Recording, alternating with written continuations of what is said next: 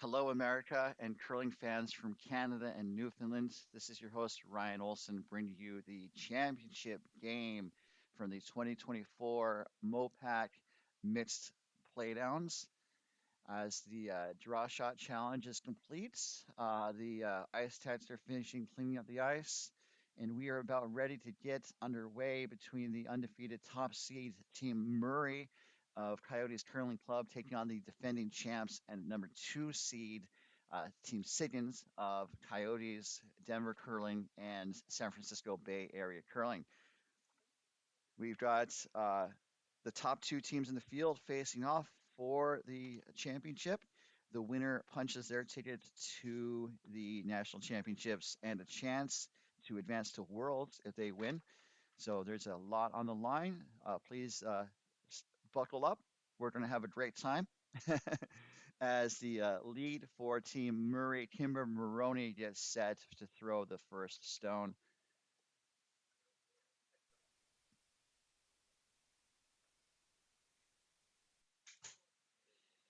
Kimber's been curling for 6 years, and they were undefeated through pool play and the semifinal game that was held this morning, where they faced off against the team Maxi that actually won this event 2 years ago. So, some top caliber teams in this event and going against each other head to head.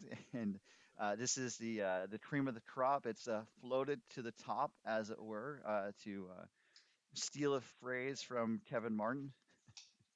And I'm sure Kevin Martin didn't coin the phrase. He just uses it a lot. As we see Brianna Weldon throw her first rock, as Murray's first stone went into the top of the house.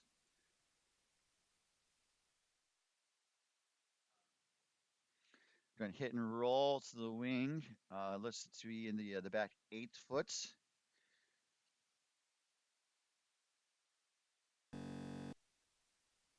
And it looks like Skip Sean Murray is asking Kimber to take that on. We're going to do some over the shoulder view here.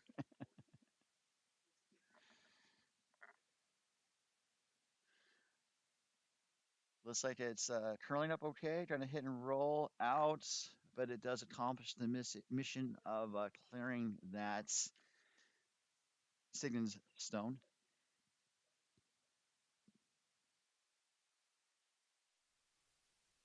So I think just looking for a draw from Brianna's second here, as I can hear her sliding down the ice. Brianna, so Team Siggins, they do fun facts, and their fun facts were sandwich based this time. And so her fun fact was that she doesn't like sandwiches and will only eat at Subway in Wall, South Dakota out of desperation. So I'm going to guess that Wall doesn't have too many eateries to chow down at, as that is a rock that's about at the T line as the second for Murray, Brandon Ellison makes his way down the ice. Brandon's been curling for 6 years. I think Murray wants them to sweep. And also for people on the broadcast, can you hear that? Because if you can't hear that, we maybe need to adjust a setting.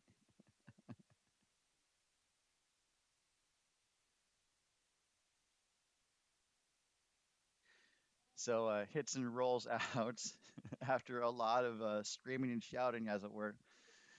We see Sean Franey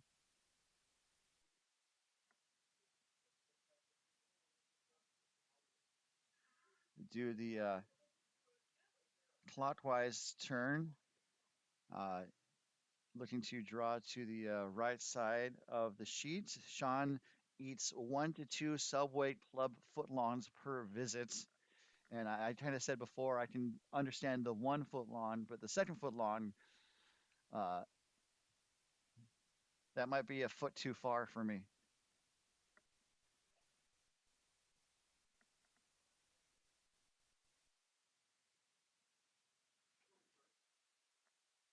So Brandon's throwing his net shot, looking for another takeout.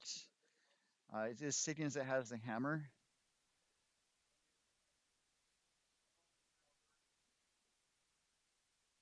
Not quite sure if they did the draw shot to measure to see who is going to be hammer. Sometimes in the playoffs, they have the top seed have the choice of rocks and hammer. So this is going to be another takeout from Sean,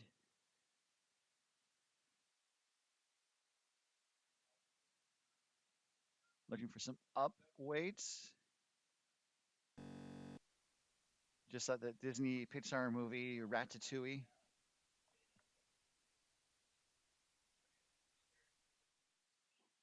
Eclipse it. The shooter is going to roll to the back. 12. Is it going to stick around? It does not.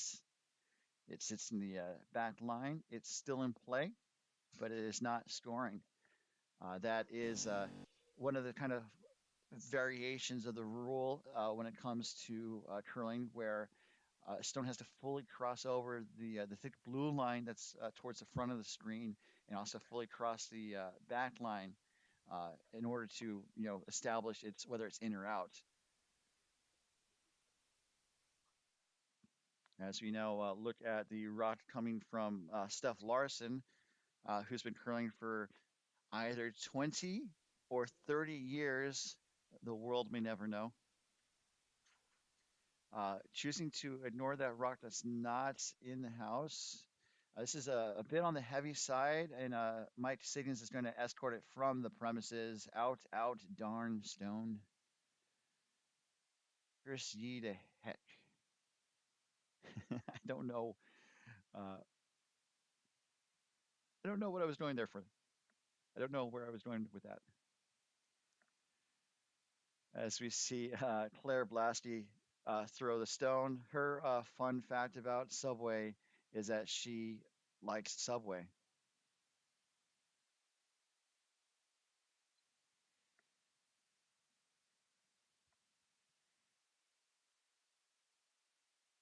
And this is, I think, a draw. I think they're hoping to sit in front of that yellow in the back of the playing sheets to provide some backing. As it is, it settles in just above the T line.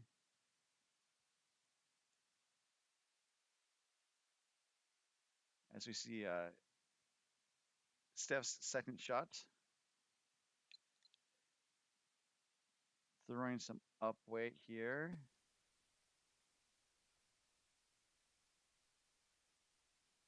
Got about 8.9 seconds. Gets the one Siddons yellow that was in the house out. Does not jam on the one in the back. So now Siddons is asking Blasty to take it on. Claire's throwing as a lefty.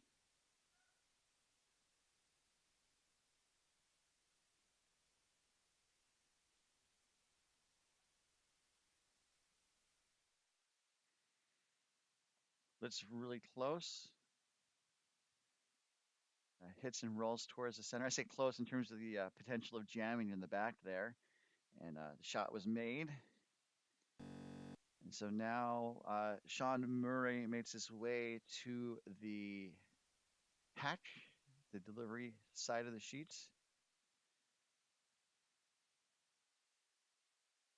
And just looking for another hit and probably stick. As Sean Murray's been curling for 22 years, he has a pretty impressive resume of accomplishments. Definitely one of the top teams from Coyotes, and also obviously the top team in this field this year. We'll see if it is enough to help him win his way to the national championship.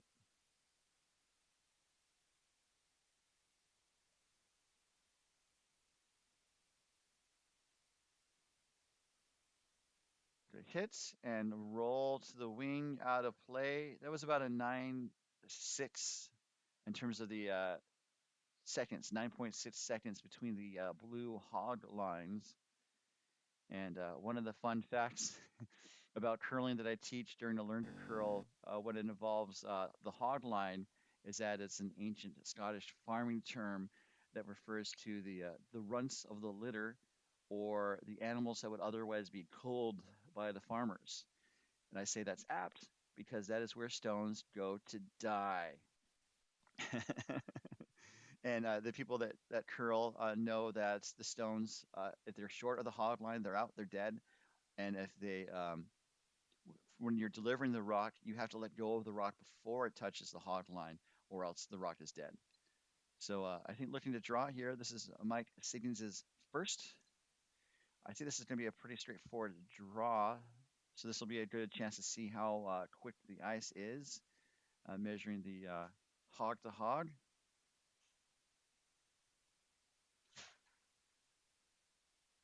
About 15 seconds. This looks pretty good. As it settles in right on the 8-foot circle. So 15 seconds. So I think you're looking maybe about a 14 and a half for T line weight, maybe just a little less. So that is, I think, at the club's preferred speed for T line weight. And so now Murray is going to hit and roll. And this is a blank that's shaping up, by the way, guys. Um, as Murray gets set, going to hit and hopefully stick.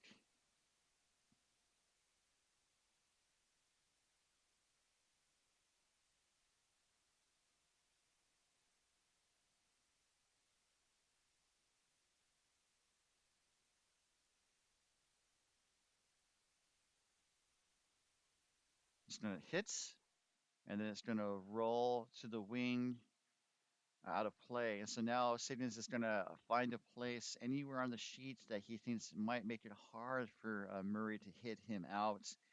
But definitely, certainly, the blank is on here in this first end. Something that you might expect against when you see top teams face off against each other. The first end is usually kind of running the stones down the sheet to get a sense for the ice and kind of see the caliber of the competition. And this actually is a little. Oh, it signals this tone. This is it's the last rock to the end. It's a blank. All you had to do is throw through, and it's a blank. So we're going to go to the second end in just a moment. There's a minute break between the ends, and so pretty exciting start. And we'll be back in just a moment to the 2024 MoPac Mixed Playdowns, the championship game. And our event today is being brought to you by doubletakeout.com.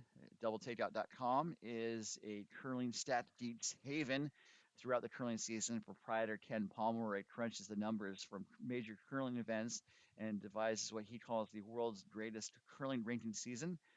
Viewers can check out where their favorite team ranks amongst the world's best in men's, women's, and mixed doubles fields, all at doubletakeout.com.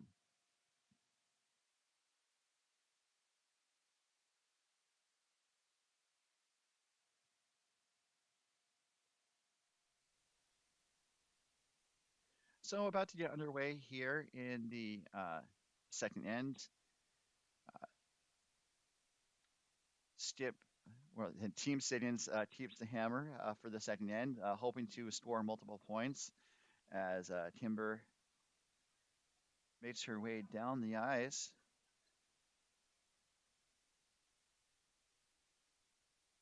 Updating the scoreboard was easy. I just changed the end number.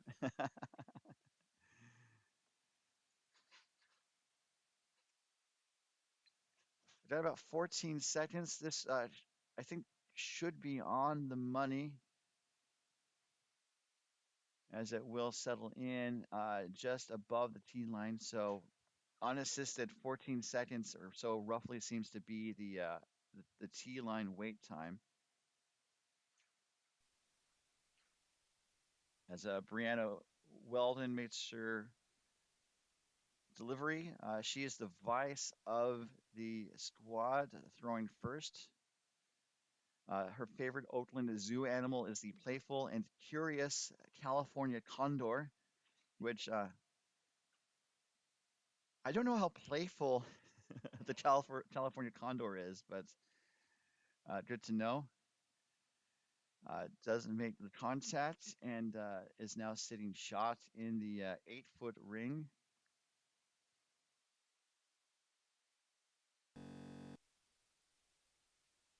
And so Kimber Maroney was the 2020 5 and Under National Championship C event winner.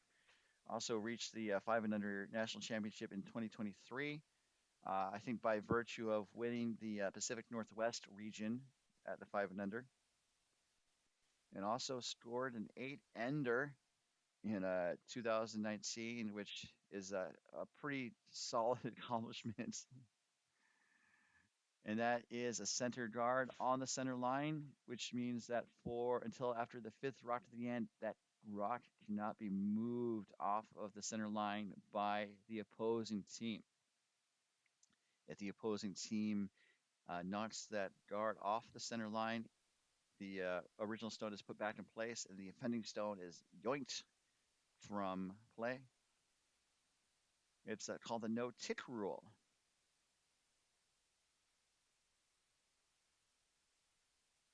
And so it appears that Siggins is asking Brianna to draw around the guard and come into the house. And that's kind of one of the reasons why the rule was put into effect, was to help generate some offense, put more rocks into play. That was just a little too heavy by about a foot at least out of play. And we're game on. So Siggins is sitting shot right now, and Murray wants to take it on.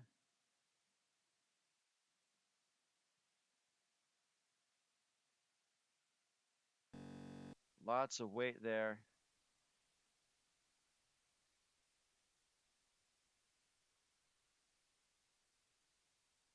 So it hits, the shot stone is gone, and the shooter rolls to the side. From this view, it is not in play. From this view, I mean, it's in play, it's not scoring. I need to be precise. It is not in the house, it is not scoring. And so now Sean Franey is going to deliver. I think just looking to peel the guard here. Lots of weight. We saw some missiles from the Siggins team in the semifinal. Definitely gets the guard going, and then the shooter itself rolls to a corner guard. And so Murray is going to ask his second, Brandon, to draw around. And Brandon's was also at those 5 and Under events that Kimber was at. He doesn't have the eight ender on his resume, so I wonder if that was done with a different team.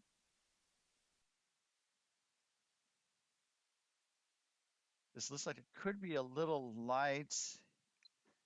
I got 14-3, so sweeping with the sweepers, they are probably going to get it there. And indeed, it's pretty close in terms of the weights.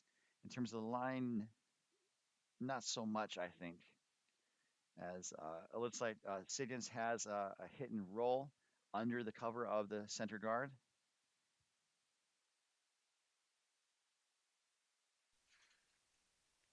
Sean's favorite Oakland zoo animal is the Asian forest scorpion. Also, the bio included a scorpion emoji. Blasty is really sweeping that rock to go down the ice. Needs to hold the line. It looks like it's there. It does clip the red, and the shooter will roll, but I think past the cover of the center guard, exposed. And so now I think Murray is going to try to hit and roll from the other side. That yellow is behind the tee line, so it's not quite as ideal as some of those other rocks. As we see Steph Larson make her way down the sheets.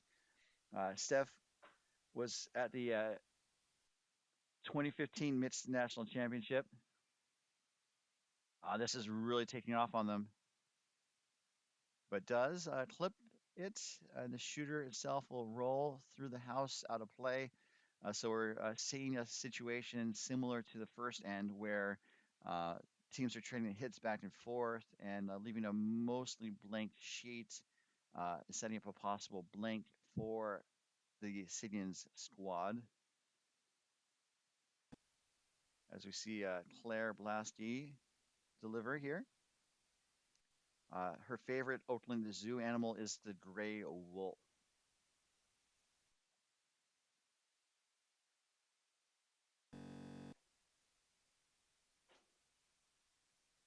And so it's going to be around the guard. And where is it going to end up?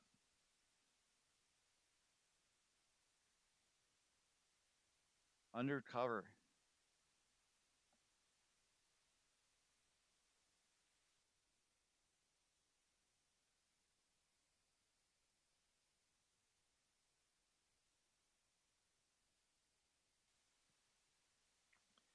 So that's like a really solid shot there. Dramatic zooms as we see the net stone coming from step. She was also at the 2010 Olympic team trial. She's kind of doing a force power move, I guess. Like, whoa. Looking to sit on top of that Siggins stone. Needs to come over a bunch, and it's not there. It's a bit too heavy. It's going to go to the back eight, it looks like. And it does indeed come to a rest in front of the word matter and the phrase Black Lives Matter.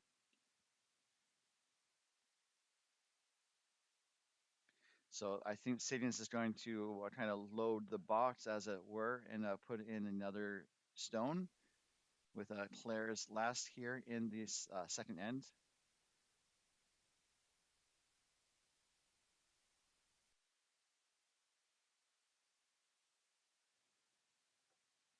And looking at the overheads, looks like it might be curling into the guard. So this could perhaps create an opportunity for Murray here in the second end. Um, it does create more of an offset cluster of guards, but there still is a draw to the button, and that does seem to be what Murray is going for.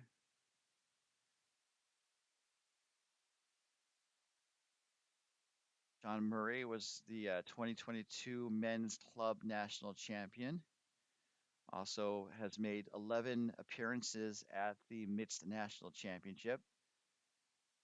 I would assume most of those are for our region, MoPac, the Mountain Pacific Curling Association, or MoPac. You, no one has ever said it that way before, and I don't think anyone will ever say it that way again. He's been to mixed nationals 11 times, reaching the semifinals 9 times, finishing with a bronze medal 4 times, and then claiming the silver twice. And also won an outright men's national championship in 2013. So looking for a draw here.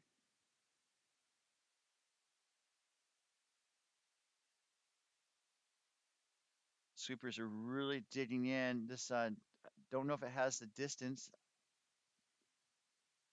It's a guard, not a bad shot. You can kind of see how those guards stack up against each other.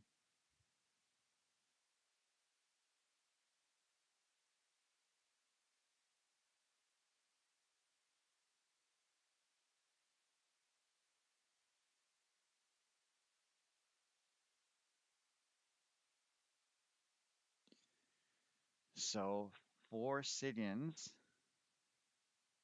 the broom is down. He's going to try to take on that draw.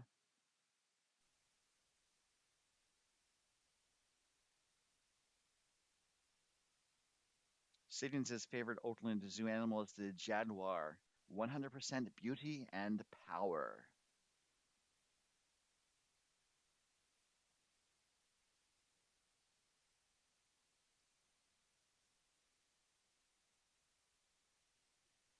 And let's see, it looks like it's around the guard really easily, but where is it going to sit down?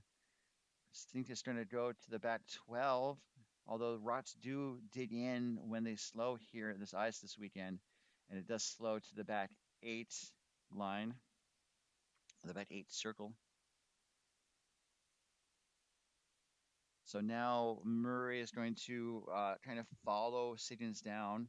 The situation looks like it is Siggins sitting first and third shot. Murray is sitting the second shot.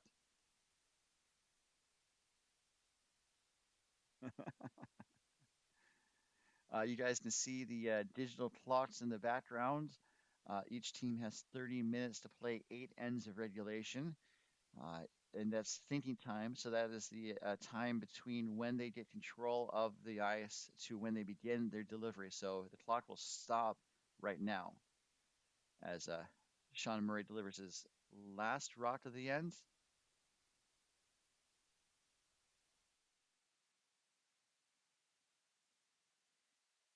Looking to get around the guards and sits, I think, ideally on the side of the button. This is around the guard very easily. It's going to settle in at the back of the forefoot for second shot, but it is pretty well protected. There's some backing. So Siggins, I don't think it would be slightly tricky for Siggins to get it out, but I think there might be a shot there. Although from this angle, it looks a little tricky, but basically he just needs to tap that red back for two. And I think that is the shot that Mike Siggins is looking for here. My goodness. His shot's away. Heavy draw. I think backline weights is the weight that's needed here.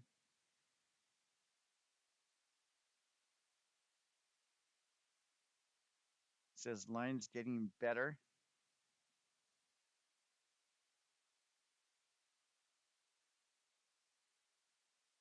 and it was a draw.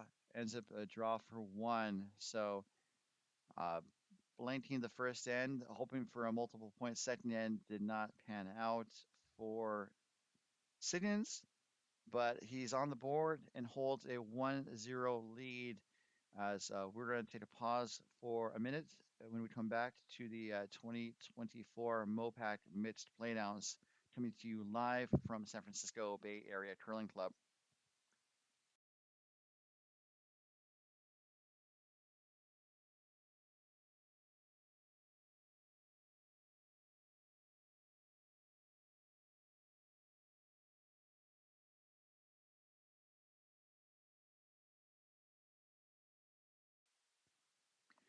So if you are in the San Francisco Bay Area and need a flu or COVID vaccination, today might be your day.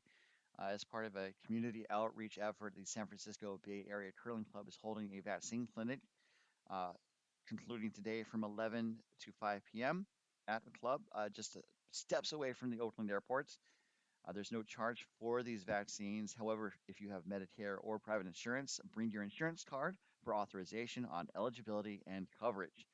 This event is brought to you by the San Francisco Bay Area Curling Club, MoPac, USA Curling, and Coaching You Up, KO, Flu, and COVID, delivering a knockout.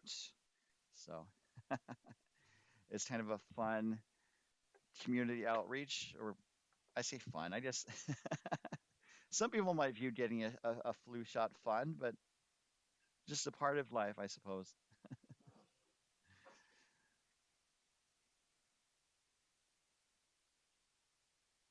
Brianna's first shot goes into the house, and so it looks like we're going to do the takeout game again with Timber's first.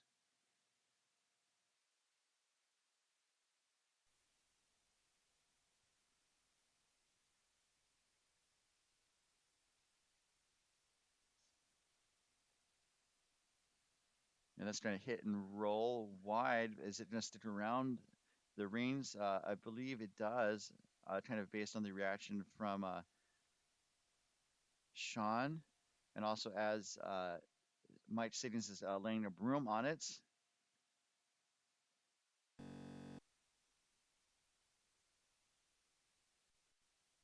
as Brianna's second shot is away.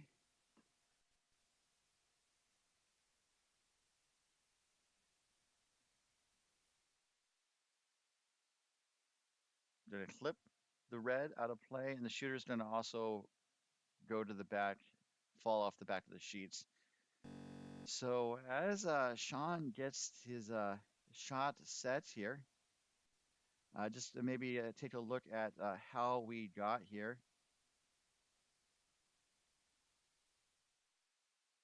As Kimber's second shot is away, I think looking for another draw.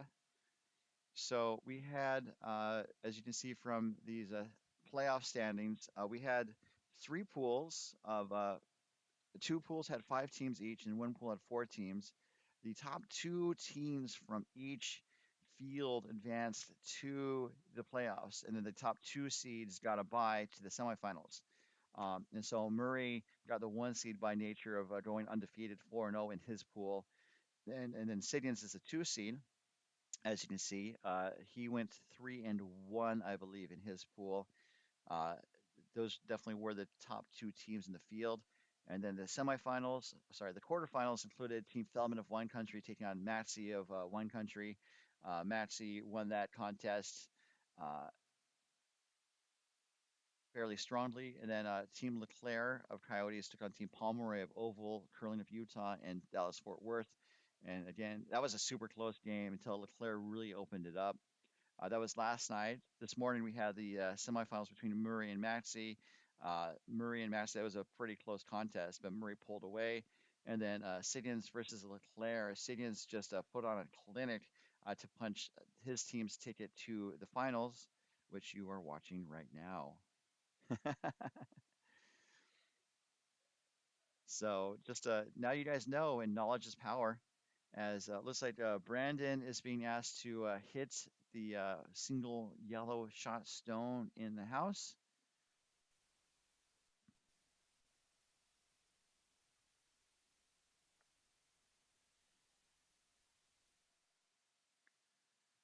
This is going to hit and roll. And as Kimberly noted in the YouTube chat, I said Coyotes a lot.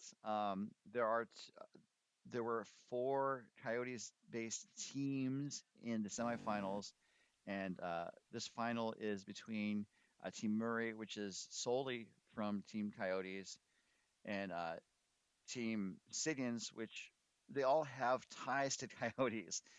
Siggins himself is from Coyotes. Claire Blasky was at Coyotes until she went to university in the Bay Area. Is now curling out of San Francisco. And then also Brianna and Sean, I do believe, curled out of Coyotes at one point. Although they're now both currently out of Denver. So lots of Coyotes connections, as it were, which is also the title of my unofficial uh, curling club newsletter out of Tempe. So I've only been sued for copyright infringement a couple times. But Coyotes connections, picked it up at your newsstand today.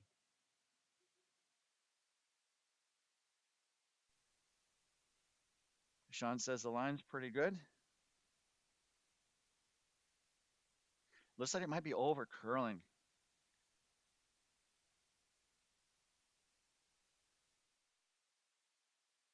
They held the line really well. Murray wanted the rock brought right to that yellow, and it did. It tapped a little bit, so created some separation that Siggins could use. He can maybe attack it from the outside and kind of uh, bump the red through the center of the house out of play. And that does seem to be the broom that's been called for Claire's first shot here without the hammer. This looks pretty close. Oh, it gets both of the rocks in the house. It's not a bad outcome. It's just the red jammed on the yellow. Both of those rocks got moving. And there's one Siggins yellow in the house. And it sounds like Sean wants to try that draw again with Steph Larson doing the honors.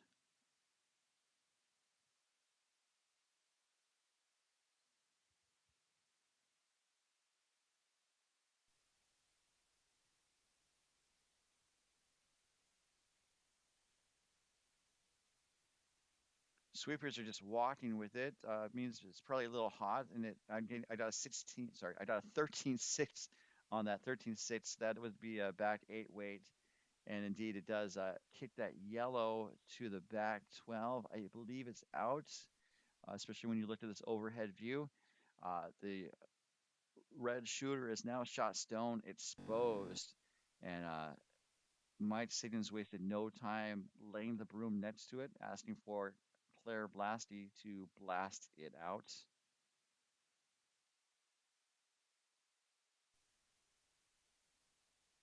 asking for some curl from Sean Franey, and does get the red out. Just call it Visine because it gets the red out. And the shooter rolls to the back 12 area.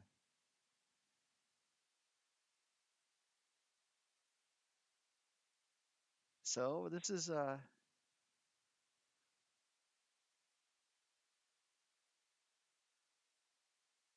situation where Murray has a couple options.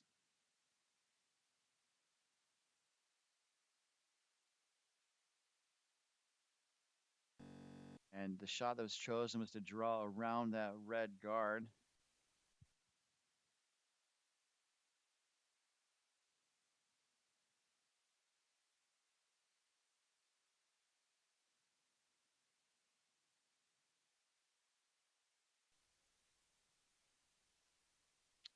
Wrong one.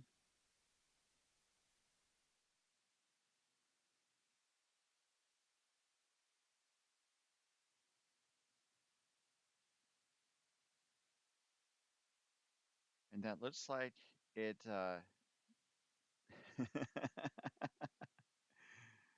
just a little heavy, and it's in about the same position as the yellow, which is kind of a Schrodinger's counter, as it were.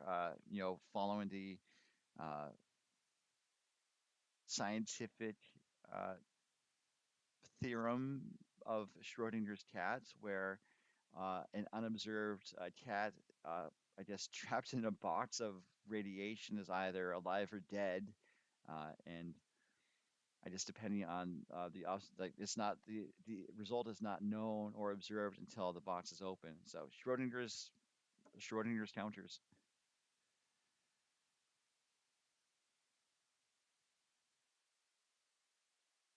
So Mike Siggins's first rock is away. Brianna is the vice skip of the squad for Siggins, throwing lead rocks but holding the broom for the skip stones. And this is looks like a draw to sit in front of that red rock. So if we're doing Schrodinger's counters, I definitely think that the red is not much of an example there. It's a dead parrot, as it were. The yellow is more of a case, but I think that is also out.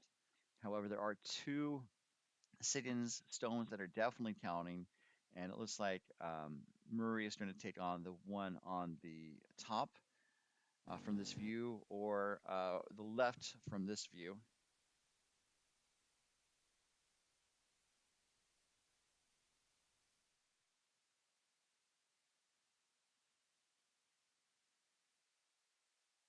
Bit of a tricky situation.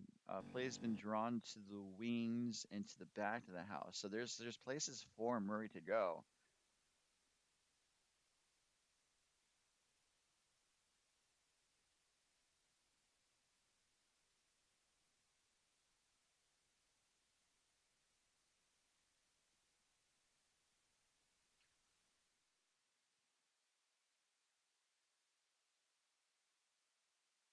Sweepers are digging in,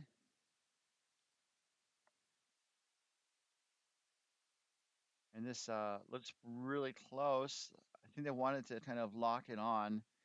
Now this is something that Siggins could chip out as Brianna puts the broom for, taking that stone out to the side, and that seems to be the call as Siggins makes his way down the ice. Murray is sitting shot right now, and Siggins is looking to deny Murray that stone.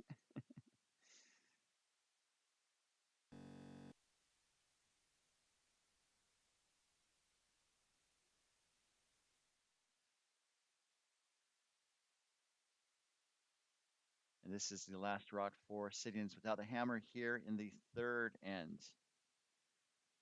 Looks like hack weight.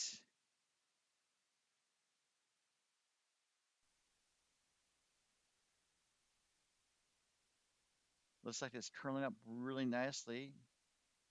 Just looking to, oh goodness. Okay, so watching the overhead view, okay, it finishes pretty well, but it's going to, oh, it wicks off of the red. I didn't think it was going to back enough. However, it hits the red and rolls somewhat open. And so now if Murray noses that last yellow, which is shot right now, if he noses that yellow and sticks, Murray gets a deuce to take the 2-1 lead into the fourth end. So just a lot of great strategy in this game. A lot of top teams are really exploring the ice, looking for potential weaknesses to exploit from the other team, looking to take the advantage. And right now, just a slight miss by Mike Sidians has opened up the door for Sean Murray to score two.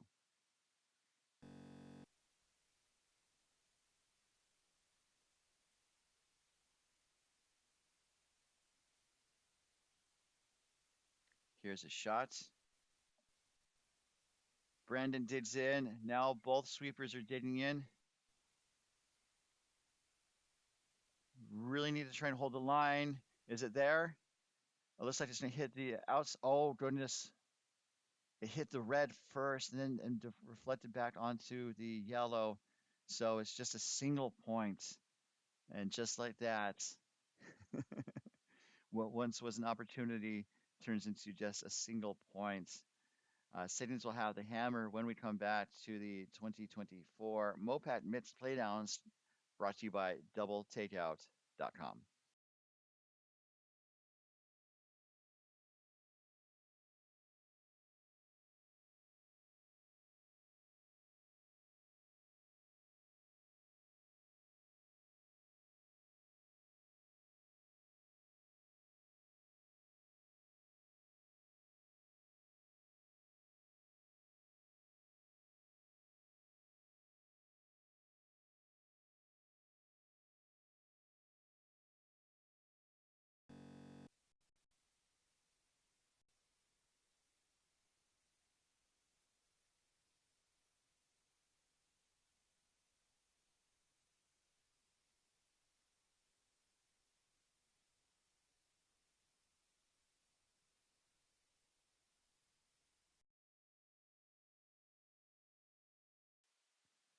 Welcome back to the San Francisco Bay Area Curling Club, where we are bringing you the championship game of the 2024 MoPac Mitts Playdowns. It's been a great weekend. We've seen a lot of great games, and this championship game is, I think, definitely setting the high bar that we've come to expect, or meeting the high bar and surpassing it, as the draw for a guard looks to be made. Is it going to sit on the center line? Looks like it may have just uh, curled past it. Let's shift to the overhead camera. It looks like it is not directly on the center line, which means it could be ticked if Siddons wanted to take it on.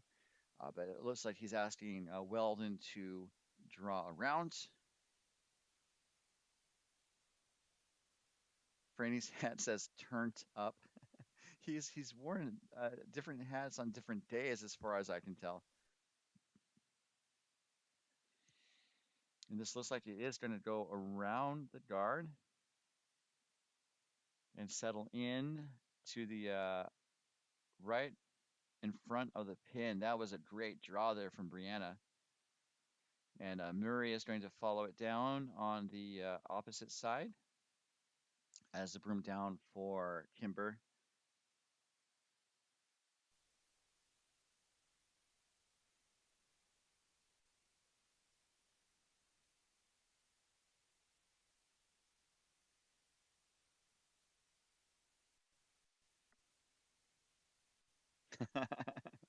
Justin noted that the hat might be turned up for the finals Sunday. So very true.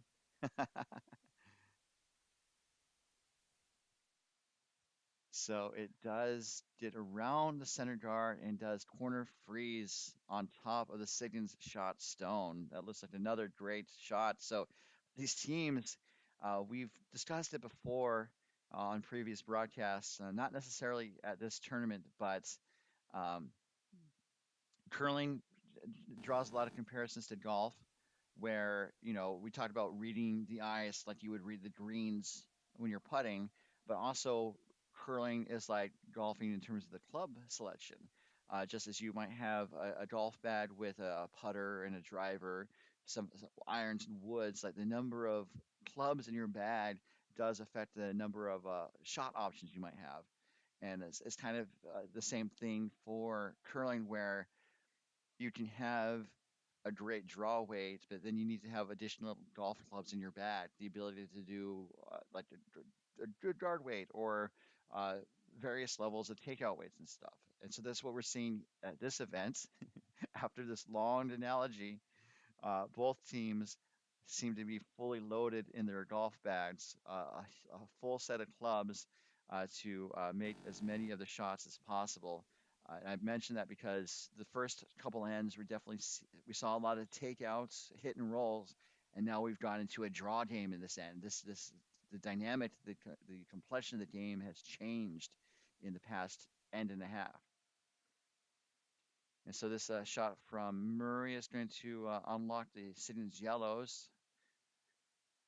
Now has Siddons sitting two with Murray with shots three and four.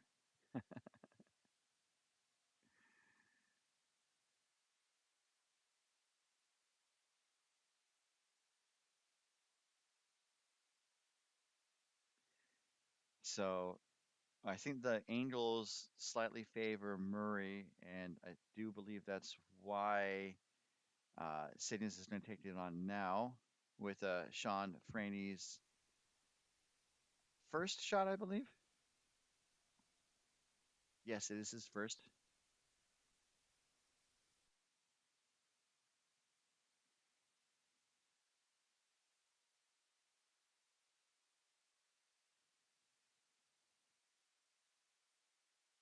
So this is going to, I think, chip the red to the wing. Oh, it runs the red back onto the yellows, moves things around.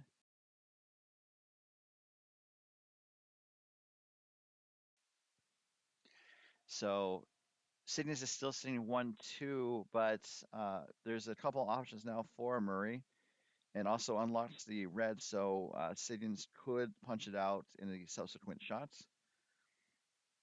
So it looks like Murray is going to try to do the double takeout with Brandon's second.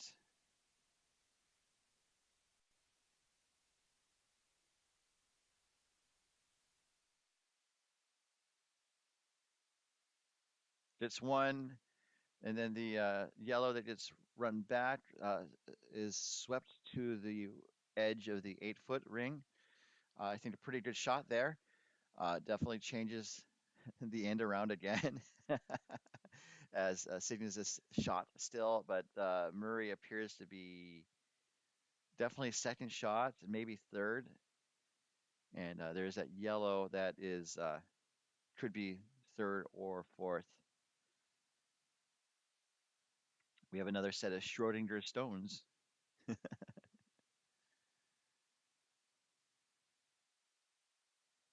I need to do some reading on the Schrodinger's cat theory, because I believe that the theory was the cat is simultaneously both dead or alive as long as the box is closed and we don't know the outcome.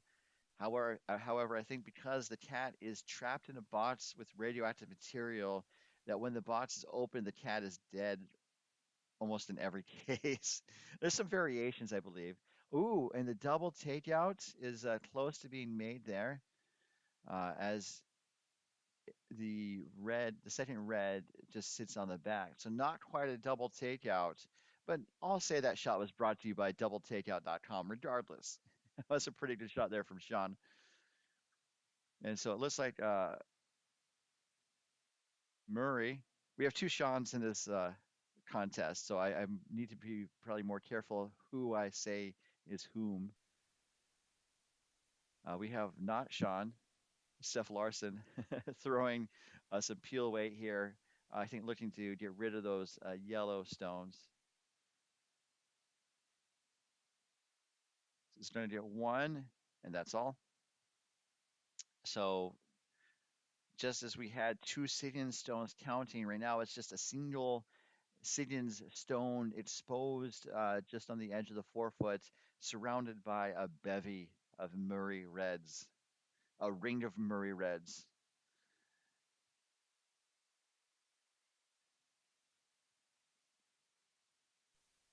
So this net shot coming from Claire Blasky.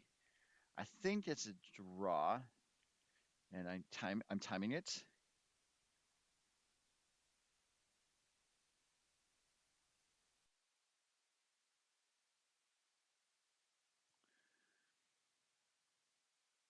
Looks like maybe it's a draw.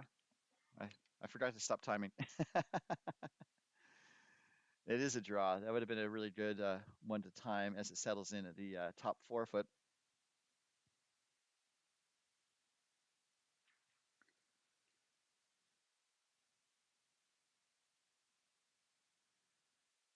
So Murray is looking over the options. I think hitting the top yellow and maybe redirecting onto the yellow would be a good call, or hitting and rolling, which seems to be what he's going for. It'd be kind of a I think it'd be hard to do a slash. You can't do a slash double. So it looks like he's going to hit and roll. Is the call for Larson?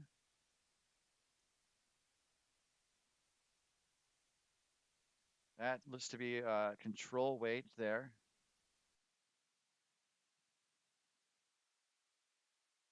Calling for the sweep. Oh, this took off on them. Looks like it's going to curl into the guard.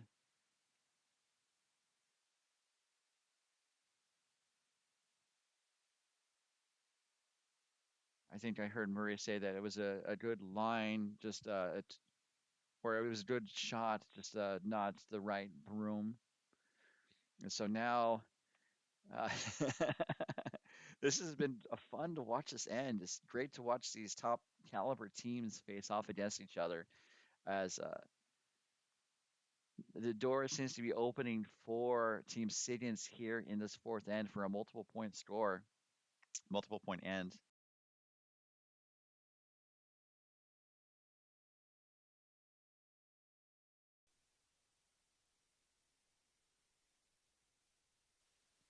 As Claire's shot is away, I think just looking to put one in the top,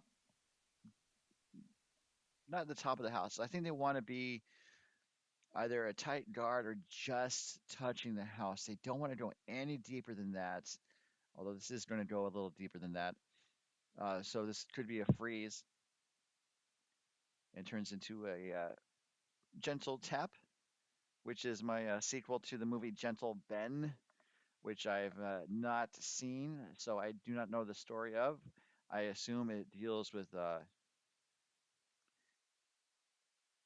Uncle Ben from Spider-Man, perhaps.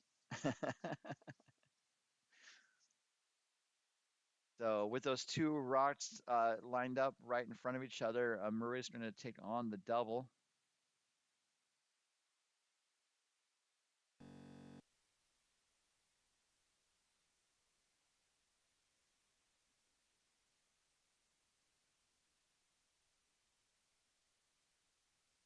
This is a key shot here for Sean Murray. Lots of weights.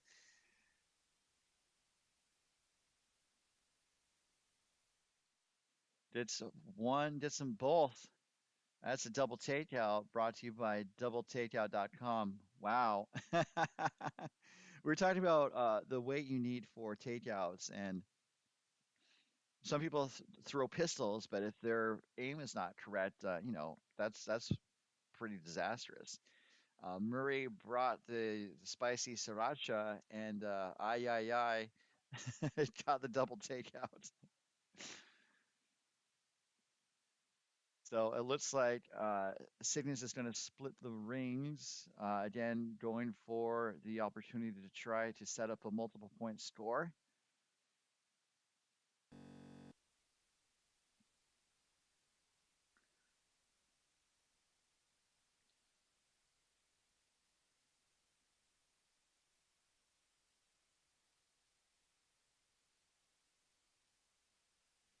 So they said line is tight, Brianna did.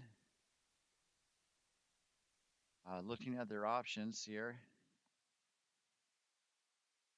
perhaps calling for some curl. That was 14-4, so that weight is actually pretty good, I think, as it's going to settle in. It doesn't finish. It finishes pretty good. That is a corner freeze. Maybe not as quite locked on as they may have hoped, but a pretty solid shot there from Mike Siggins.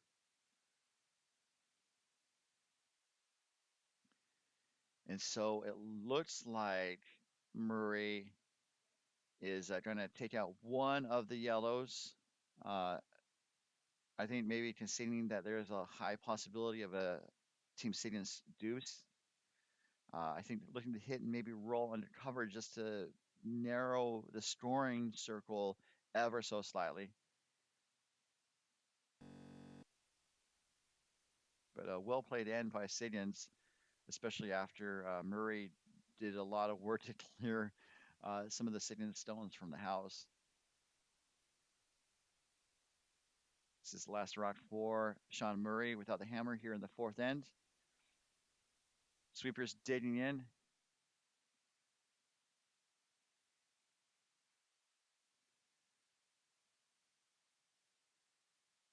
And it does curl. It hits the yellow. It looks like it jammed in the back, but does not look like Siggins will be able to bring that yellow in the back into play. And so Siggins uh, is going to tap that red out and score two here if the shot is made. Nothing is guaranteed in curling. There's always the odd happenstance.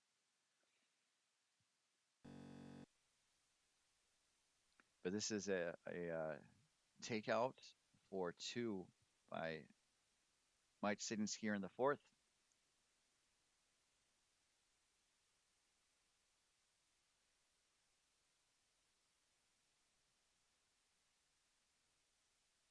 This is handing out a bit. They're going to try and push it over. It's going to make contact. And where's the shooter going to go? It rolls back through the house out of play. So teams have had opportunities to punch multiple point ends. And apologies for that. Let's look at an empty house. Now let's look at the players. Awesome. So Siggins takes a 2-1 lead into the fourth end break. It is going to be 5 minutes, so we're going to take the break with them, and you'll know when we come back when I get the right timer.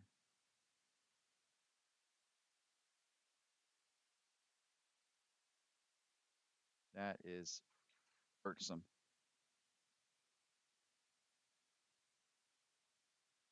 Okay, I got it fixed. We'll be back in 4 minutes when we come back to our coverage of the 2024 MoPac Mits Playdowns, coming to you live from the San Francisco Bay Area Curling Club.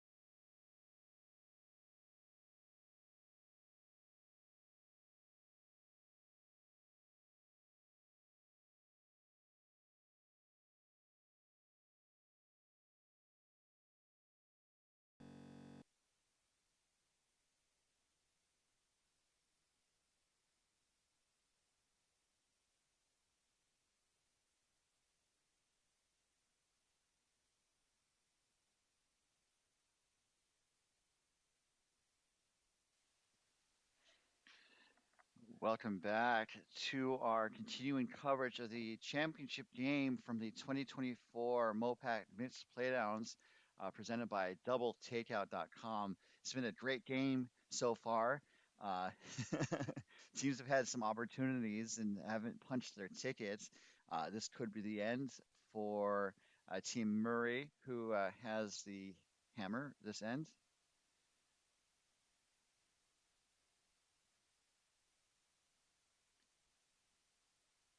We're seeing the second stone coming from the Siggins lead, Brianna.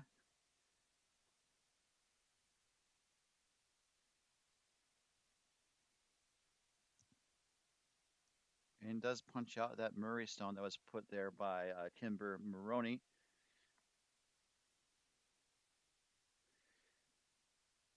And it looks like Murray is choosing to ignore that stone and puts up a corner guard. Someone in the chat just asked, can we assume both teams are going to nationals regardless? And our view, and I say this unofficially, is that the odds are pretty good, but it's not definitive. The scenario is uh, every region can send a representative to nationals, and then there's enough space for another team, and they'll be chosen based on the number of entries. And so things are looking really good for us. We had 14 teams in our field, and so based on that, if entries close today, I believe we would get that second berth. However, registration is not closed across the country. There's some regions that still have open registration. And so until that registration is closed, we don't know for sure. I hope that helps. So the corner guard was put up, and Siggins is going to try to take advantage of that. Does settle in somewhat protected. Although if you look at it from the head-on view, it's pretty exposed. If Murray chose to take it on, and that seems to be the case. Looking to draw on top of it, kind of drawing the play to the wings to try to generate some offense here in this fifth end of potential eight ends of play. Regulation, apologies. If the score is tied after eight, there can be an extra end. Oh, and this was just a smidge heavy. It does crash on the yellow, and the shooter rolls to the back 12 for third shot. So just a little miss there, creating a bit of an opportunity for Siggins. And also that Yellowstone to the wings is now fully buried.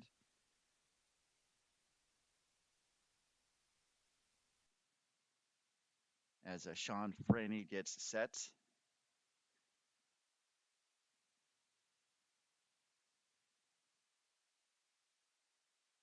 And just looking to hit that red out,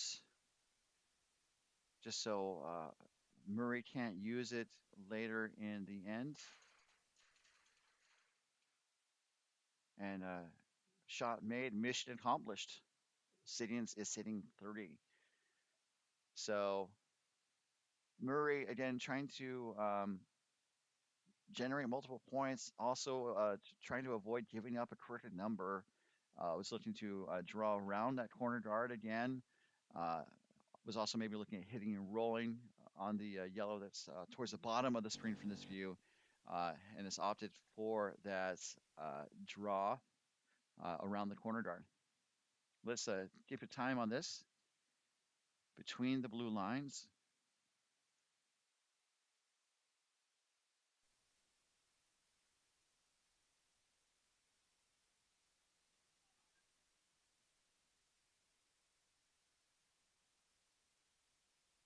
I got 15 for that time, so that would be top eight, I believe, especially as the sweepers are really digging in here.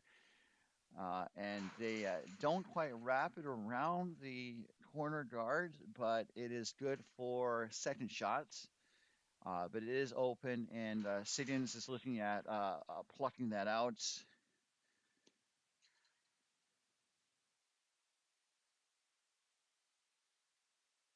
does run the potential risk of jamming, which might be a concern, but he could curl to the face of the red and just kind of hit it on the nose. Seems to be what the shot is as Siggins puts the broom down for Claire Blasty.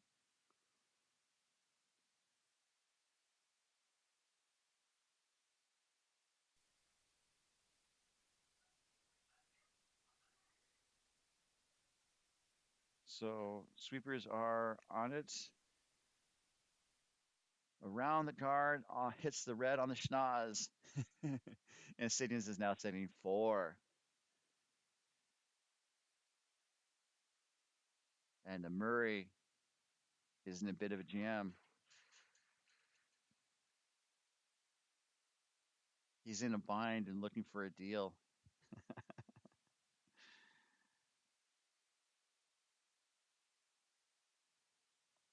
We'll see if he can rosin up his bow and play his fiddle hard.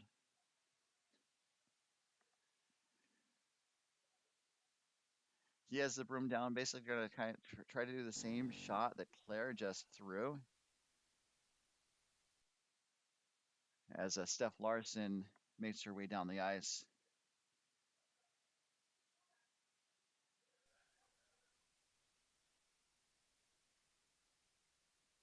Looks pretty good. Needs to maybe curl up a little bit more. It looks like it's there. It's going to roll under, slightly under the cover. So I don't think Siggins can try that shot again. Uh, Murray does cut the scoring potential down to one right now, and now Siggins is just going to ask Blasty to clip it out, just like a coupon in the penny saver. Remember the penny saver, guys? Pepperidge Farm remembers.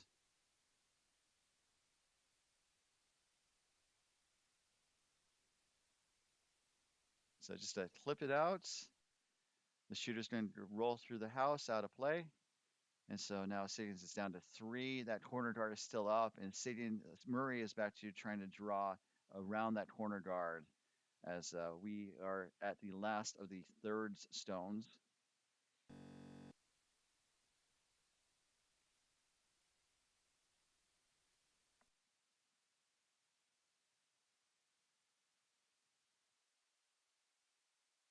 Yes, Brett noted in the YouTube chat that MoPac has had a very favorable situation of sending teams to nationals the past couple years, as Siggins won this event, but the runner-up team McDonald was able to go to the Midst Nationals that were held in Denver, and I do believe they're going to be in Denver again this year. So it's definitely a West Coast championship in terms of location, and I think that's favorable to our teams who are traveling. Any friends and family that want to go watch that draw, I think they may have wanted it to be a stone higher. Because if it was a stone higher, then Siggins would have a harder time plucking it out. As it sits right now, Siggins can do the patented nose hits. I don't know who patented it, but it's patented, coined and minted.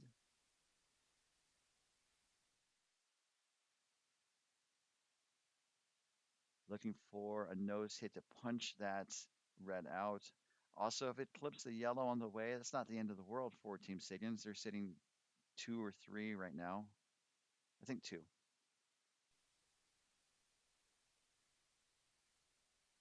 Actually, Siggins is sitting just the one. So this is going to be a key shot coming down from Mike Siggins.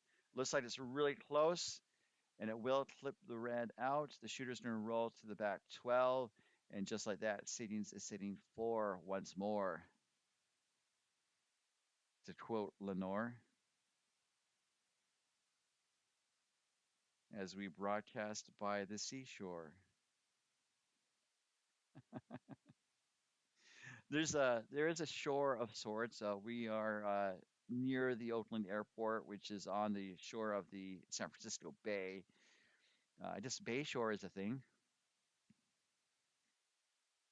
So Murray is facing a challenging situation, um, looking to, I think, I think being forced to one would not be a bad outcome in this end, because there's four Siggins rocks in the house. There's not any way for Murray to get rid of all of them, and he has two rocks to go. So they were looking at hitting that bottom yellow and rolling towards the center. And then they've chosen to, I think, draw into those yellows in the back. And that would be potentially shot or second, depending on where the yellow, where the Murray red comes to rest. Because if he freezes it on top of that yellow right on the center, that would be second shot.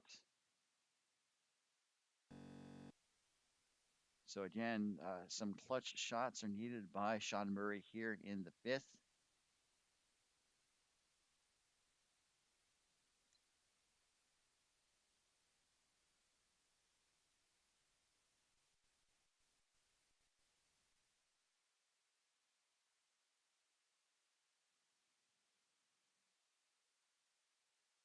14-1, which looks pretty good for weight. It looks like it's going to tap the yellow back.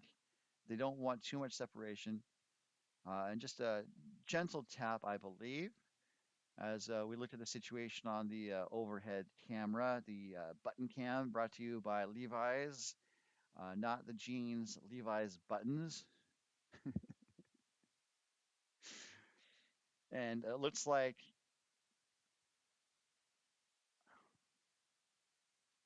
just based on where the broom is and the weight they would need, I think they're going to throw heck weights at that red just to push it further back, um, and then really force Murray to a single shot, a single point, pardon me.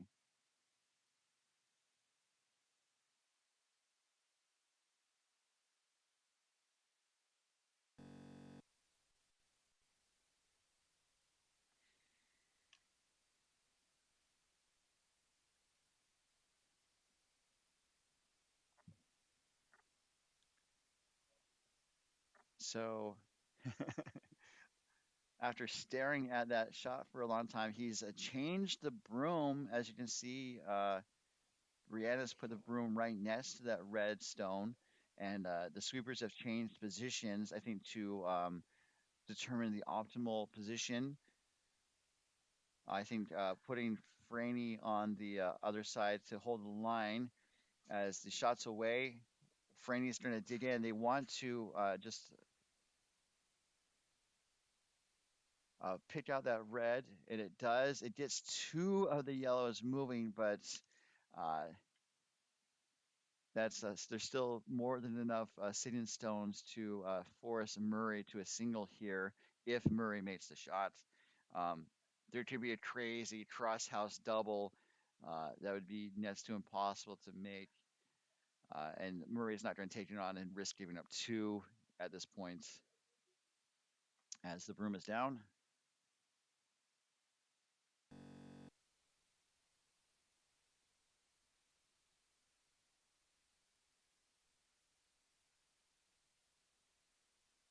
Looking for a draw. About 14 and a half seconds to the 4 foot. This is the last shot coming from Sean Murray here in the fifth.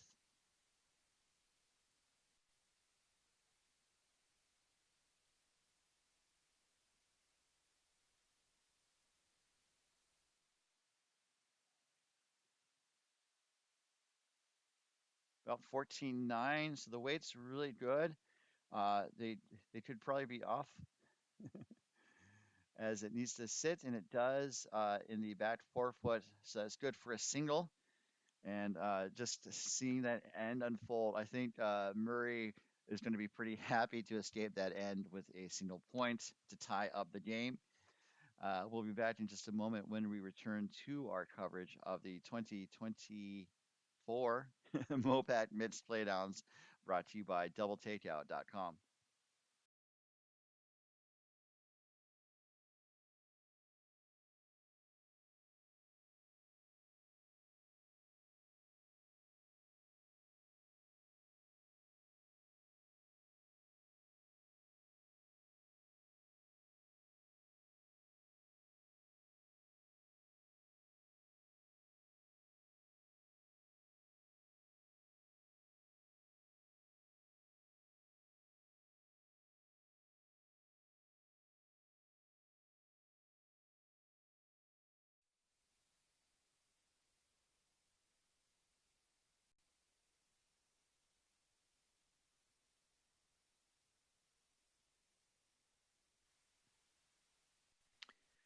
The end break is over. We're back to our continuing coverage of the MoPac Mixed Playdowns Championship as we are seeing the lead rock being thrown by Kimber.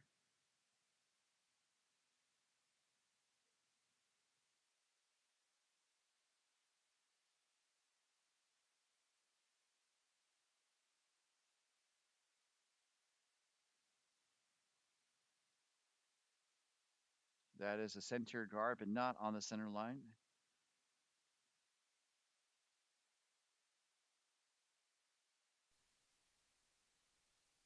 So once again, if you are in the San Francisco Bay Area and would like to get a flu or COVID vaccination, if you haven't got it yet this season, you can come on down until about 5 today for a vaccine clinic for flu and COVID 19. It's at the San Francisco Bay Area Curling Club, just near the Oakland Airport. There's no charge for flu or COVID vaccines. However, if you have Medicare or private insurance, bring your insurance card for authorization on eligibility and coverage.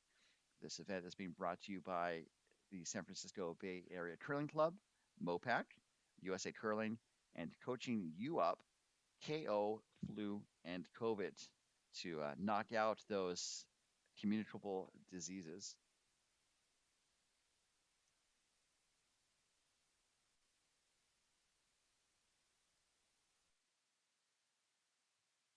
Sorry about that.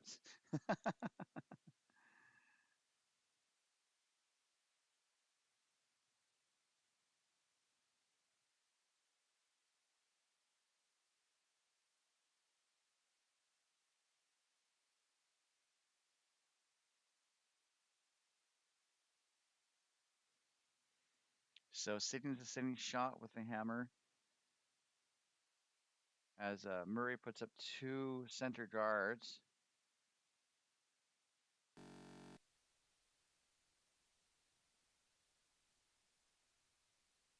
As Brianna throws her second stone here in this sixth end. I think looking to draw into the house.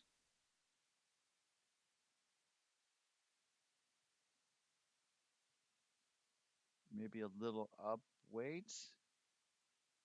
Although I heard maybe 14-1, and that will settle in the back 4 foot, touching that 4 foot ring.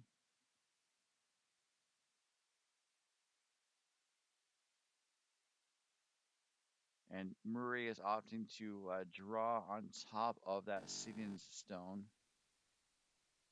with Brandon Ellison's first here. Both teams are doing really well on time.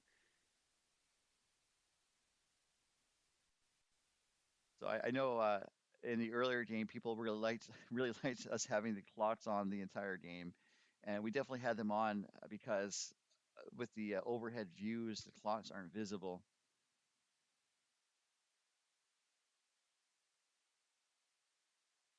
However, I kind of like just only showing the clock sparingly because timing is important, but it shouldn't be the end all and be all.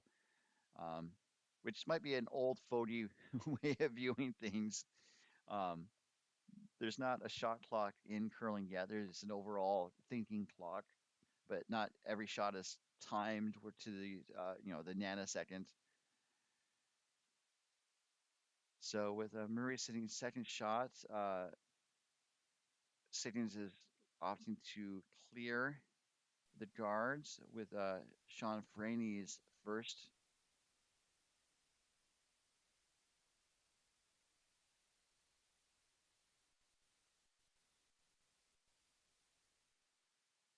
And it clears one of the guards with a punch, but no Judy, just punch.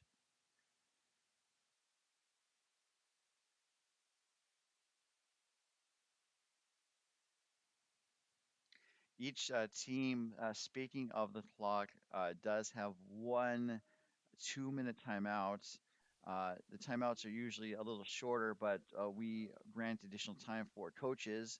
And when we grant that time for the coach, we grant it for all teams as well. So it's a 2-minute timeout, one during regulation, and should the game reach extra end, there is one additional timeout.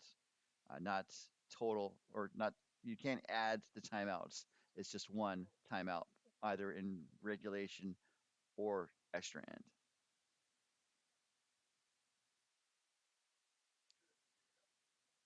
So that does tap the Sitting Stone back and to the 8-foot ring. And so now Murray is sitting two. Those rocks are a little open, but there's a little bit of coverage, which is why Siggins is opting to clear this remaining guard, perhaps get two out of this.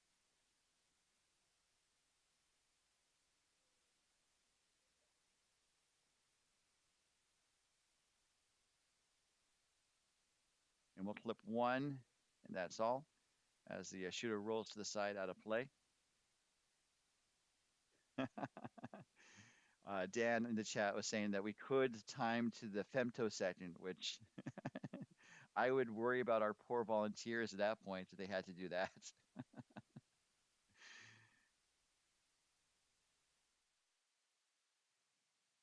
So with two in the house counting right now, I think Marie's opting to ask Steph Larson to put the guard back up with her first here.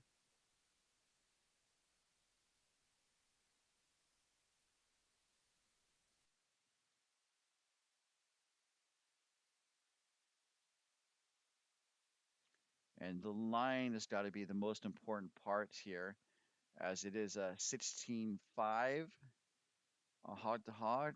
And as it finishes, it about half covers the top red, and also kind of sort of blocks the back red. And Sidians took no time at all to put the broom down, asking Claire Blasky to clear that guard again.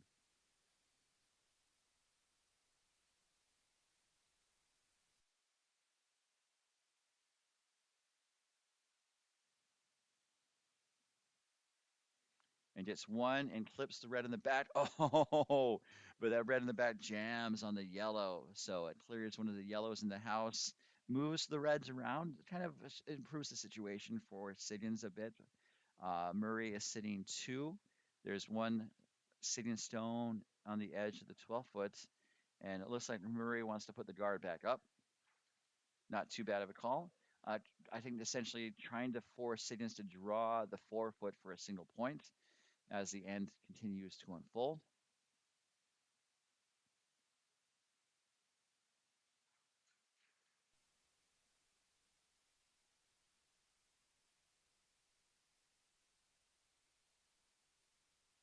Heard the line is tight.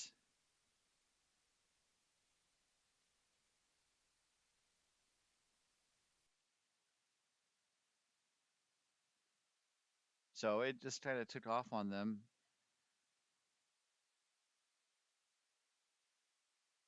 And so it's an over curl.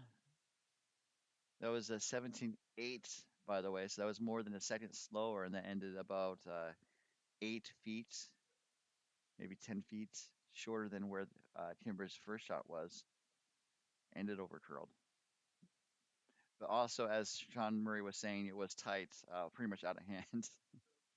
So now Sidians has a chance to, clear some of these reds in the house.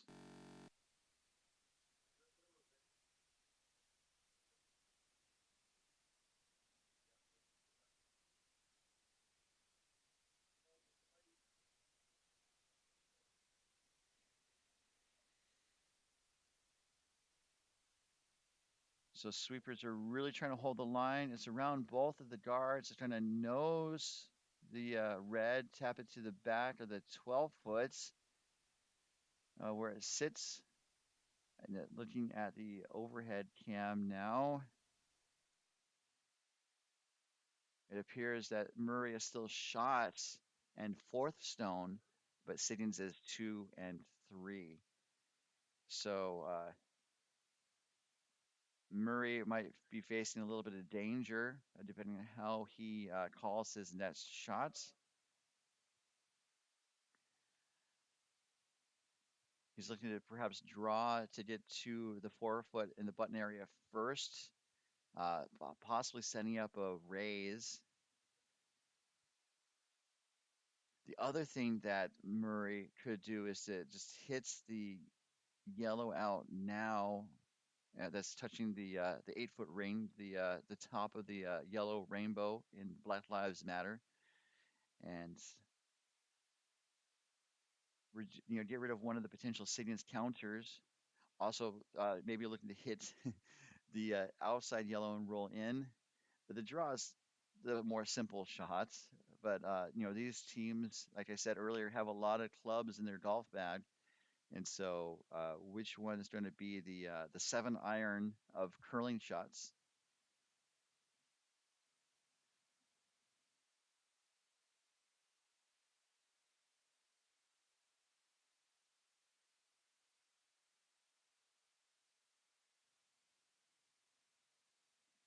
So opting for the draw here, looking to, I believe, be full forefoot, maybe touching the edge of the button.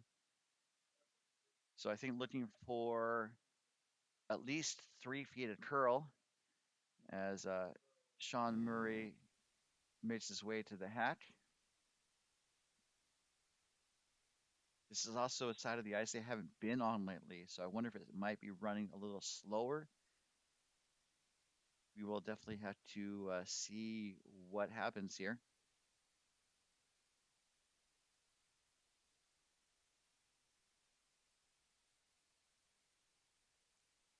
Weight looks pretty good out of hand if I were to judge it. And it can be kind of tricky to judge how deliveries look from this video screen. This might be over curling on them. Sweepers are really digging in. Is it around the guard? It's around the guard. Now they're digging in to see how far they can get it. And is it going to get there? It gets there for second shot. What an excellent sweeping job there.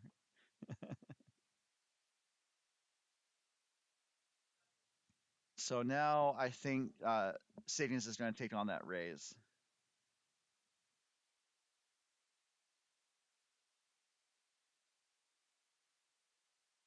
That was a well played team shot. I got 15 seconds hog to hog, or 14.97.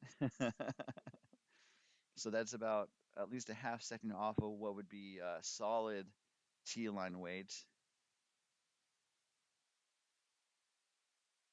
So now Mike Siggins is going to look to raise his yellow stone of the house to the button with his first here in the sixth end.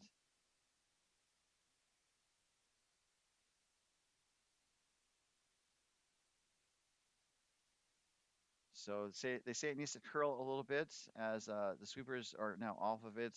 It looks like it does need to curl just a smidge more. It's pretty close though, and it does tap and raise that Siddons yellow to the top of the lid.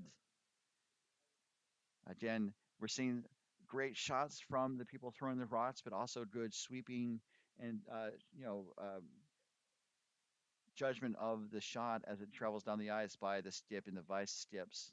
So again, I think these teams are showing why they made the finals here.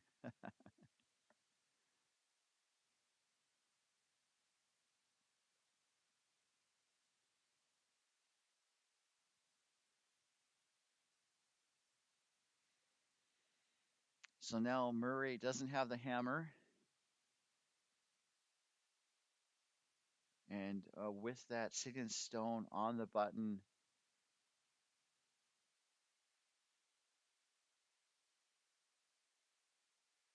talking about what to do here. Let's see if we can hear.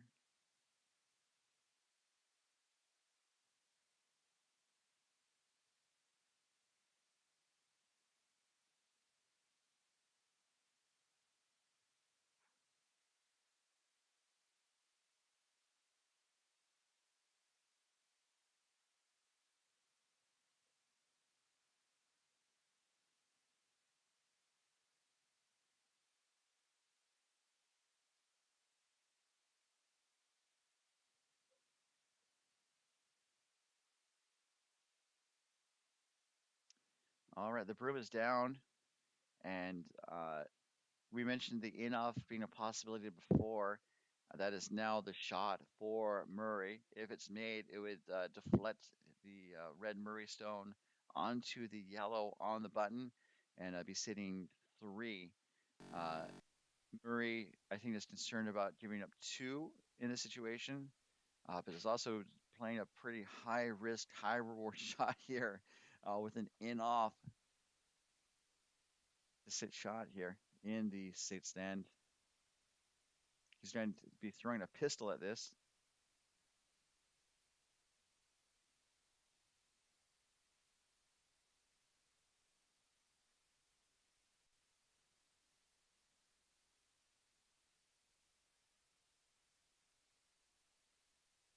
Oh, I think it hit it a little thin.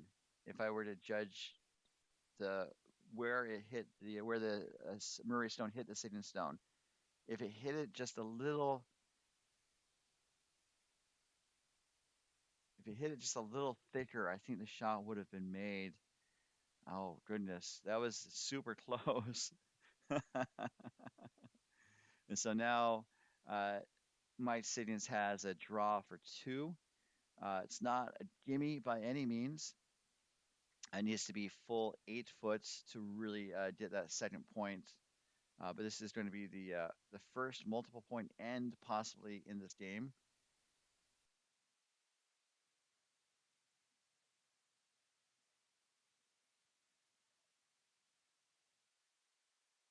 And one of the advantages for Siggins is what this is very similar to what they just threw.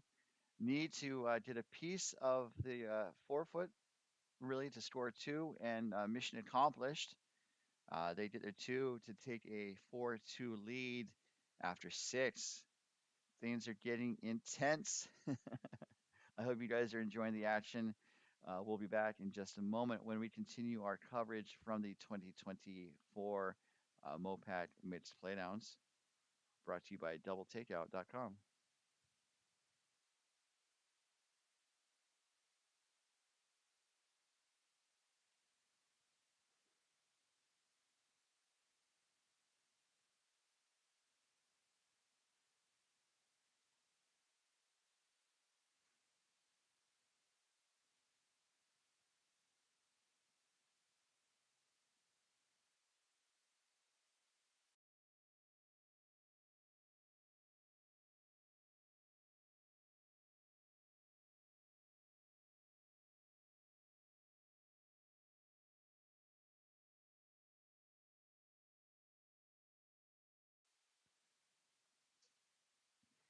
All right, the end break is winding down, and we are going to get back to the action. And I do have to say, there has been a lot of action here as we see Weldon throw the first rock here. I think I would look for a center guard, but these skips are not me. So they could be doing something I may not anticipate. And this is going to slip into the house, settling in on the top button. And Murray, looking to generate some offense, puts the broom down for a corner guard, with the shot coming now from Maroney.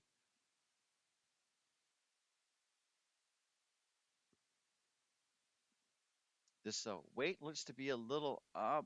The sweepers are just escorting it. I say it looks up. It looks like it's digging in now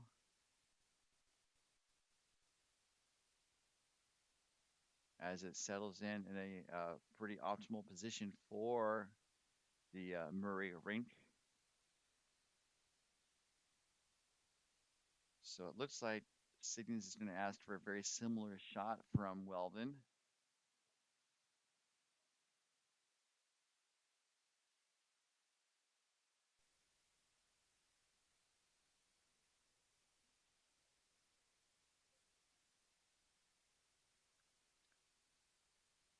this is going to be the corner guard that I was thinking about.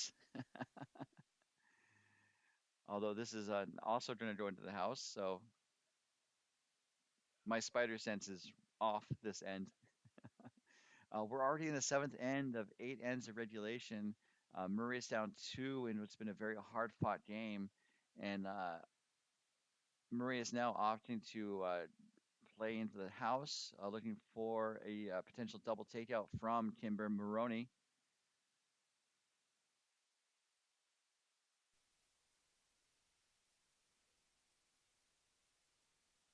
Need a little bit more curl.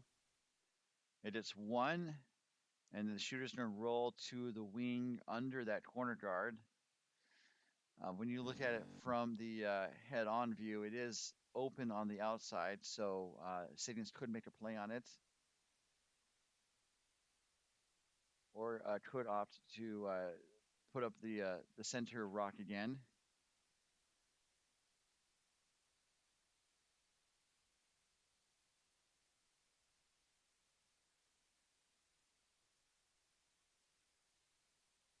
And that is what they've chosen to do. They have chosen to take on the red Murray stone in the house from the outside with the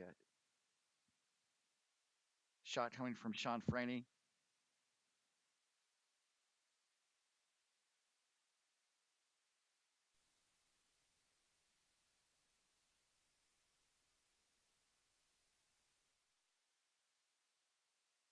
Asked for bumper is going to, I think, clip the red, and the red is going to go through the rings out of play, and the shooter is going to go out of play as well, out the side. And so now Siggins is sitting one, and Murray is trying to generate the multiple point end, asking for the draw around the corner guard. As we see Brandon Stone make his way down the ice.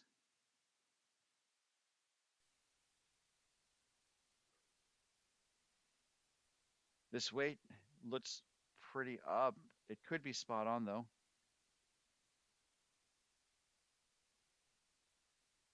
And as we cut to the overhead, it is a little heavy. Is it going to stick around? And it's going to go through the house, but stay in play on the back edge there, which is, as someone who skips, a not very fun position to put a rock because it is a tripping hazard there. With the 5 guard rule over, Siggins is going to be asking Sean Franey to take out the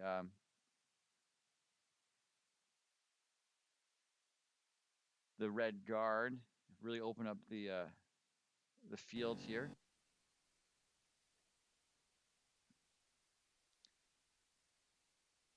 And it does clip that red out. The shooter also rolls away, and so now Murray is opting to put up the corner guard again. Someone in the chat noted Blasty appears to be resting on the boards at points during the game. Do not know about her condition, but hopefully all is well.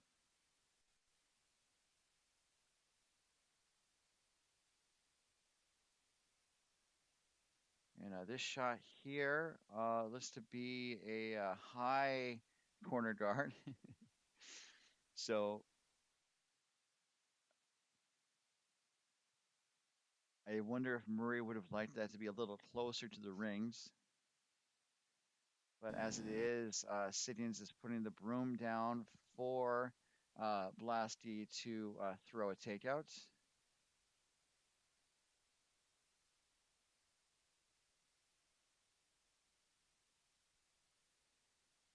To peel it. So the peel is made, and the shooter is going to roll to the side there. So it sets up a corner on the other side. And definitely looks like Murray is going to take that on. Looking for about 3 feet of curl. Just kind of judging where the broom is on the ice.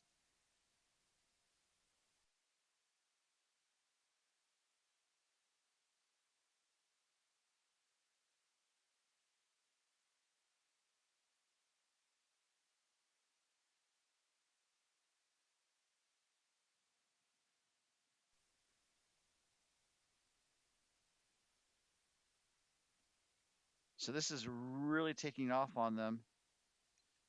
And also got 17-4. So that was, in terms of weights, that is where a 17-4 should be ending up in the middle guard zone. Um,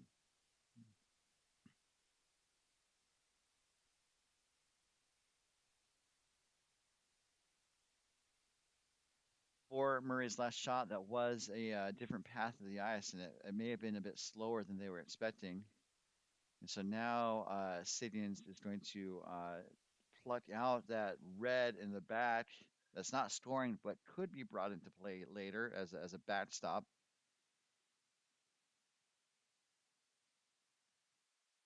I think Siggins is kind of happy with the setup uh, through the rest of the house,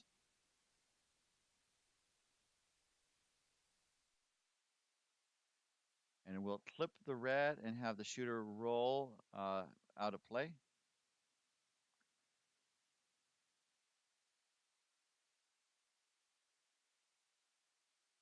And so Murray is going to try that draw again. I think definitely needs a smidge more weight from Larson.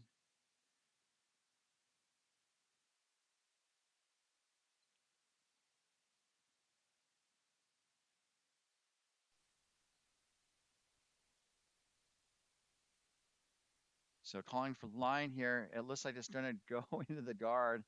So it looks pretty close. Okay, it's around the guard. Where does, oh, it clips the guard. So now where does it end up? It finishes in front of the house near the center line, and it gives Siddons an opportunity to draw and park another yellow in the front of the house. So just a couple close stones there. The weight was better that second shot, but then it was just tight and crashed on the guards. So for Siddons, looking to perhaps draw around the red. I wonder if they would maybe want to just get rid of the red and take away an opportunity for Murray to split or spill spill that rock into the house for a potential multiple points. Uh, Sidians drops his sweeping broom as he goes down the ice. You will see him pick up a red, white, and blue broom. It is a wrapped corn broom that has a metal slider by his hand. It's not allowed for sweeping, but as many curlers have a favorite delivery device, they were allowed to keep these older brooms for delivery purposes, but they cannot sweep with it at all. If they try to sweep with that broom, which I wouldn't recommend, it's wrapped with tape, uh, I think it leads to a disqualification. So I can't remember if it's happened. I think it may have happened once by accident, not at a MoPac event. As we see Sidians not drawing around, he's going to take out that red rock that I thought could have been used by Murray later in the end. And, he's all Visine getting the red out.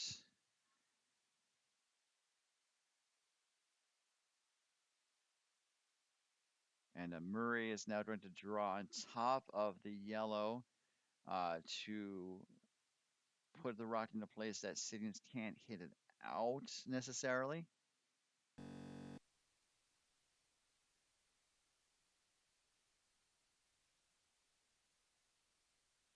But it's going to be very tricky for Murray to get multiple points here, barring an error by Siggins or luck. You can't discount the ability of luck or the importance of luck in curling. I guess it's like golf in that regard.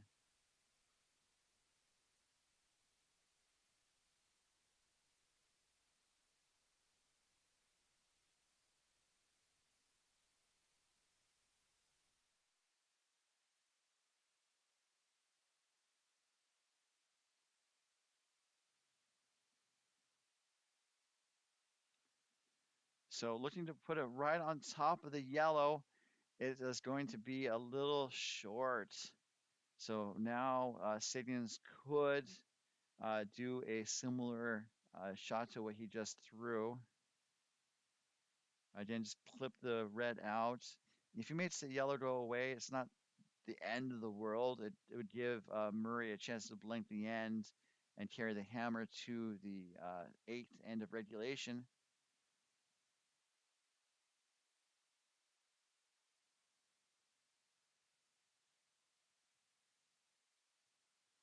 So a very similar shot here. Normal takeout weights, pretty close to Peel from Mike Siggins. This is his last without the hammer here in the seventh.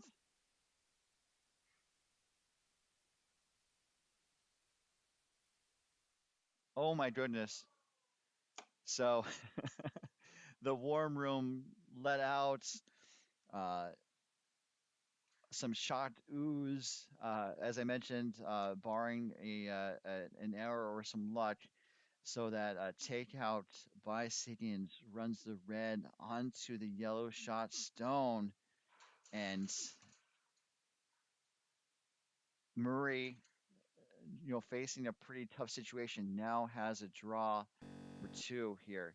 So that's curling, folks.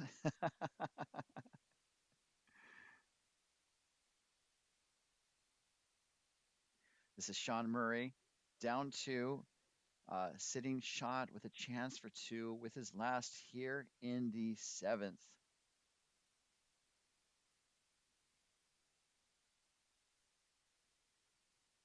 Needs to get there. It's some of these shots have been coming up light, and this one looks like it's pretty close. They need to make sure it finishes, and it will. It will settle in on the button, uh, almost to the pin before they kick the rocks. That is a score of two for Team Murray to tie things up. It's a tie game coming home in the eighth end. It's anyone's game, as we've seen here, and you're going to be able to watch it when we come back to the 2024 MoPac Mixed Playdowns, coming to you live and brought to you by DoubleTakeout.com.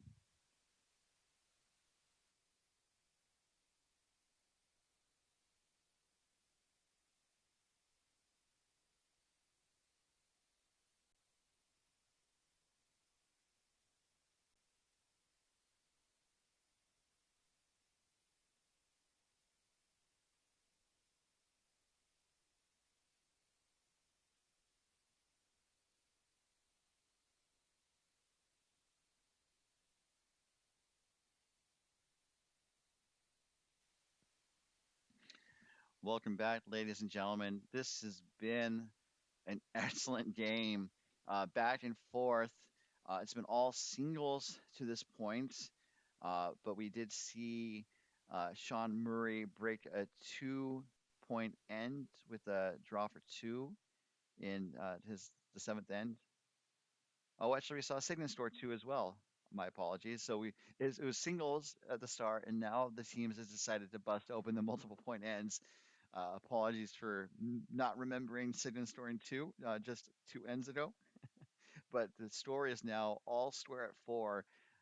Siggins has the hammer and a chance to close out the game and punch his team's ticket to the mixed nationals.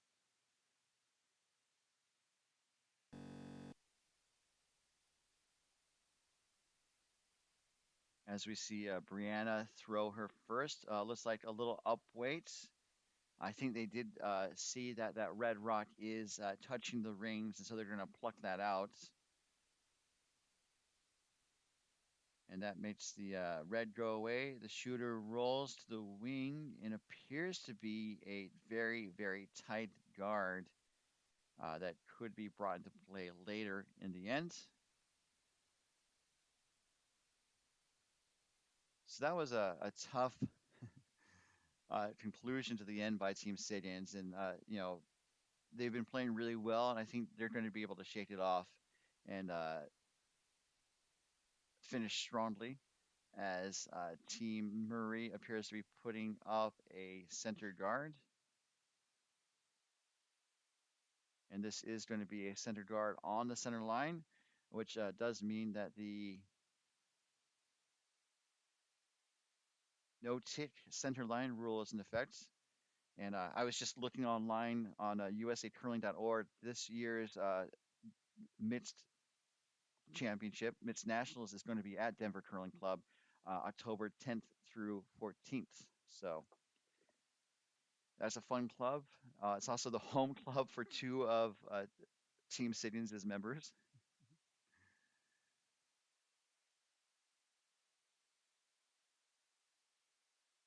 And it looks like Siggins is opting to draw around that center guard that was just put up, asking Brianna Weldon for the honors. Going out really wide. It's going to be interesting to see. Oh, I hope Sean's okay. Just a bit of a slip there. The rock is burned. That means the rock is taken out of play. Uh, Siggins had a bit of a smile. I think just kind of helping the team regroup after that incident there. Uh, it does give Murray a chance to kind of further secure control of the center of the house as he has his broom down for another uh, center guard.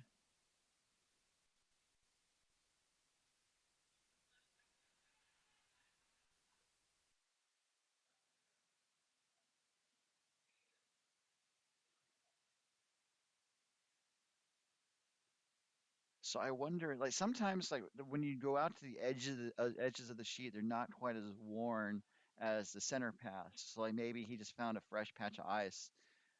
Definitely hope Sean's okay though, Sean Franny. And the center guard is made, uh, but it is the fifth rock to the end. So we're now to the sixth rock, and Mike Siggins is asking Sean Franny to start peeling those guards.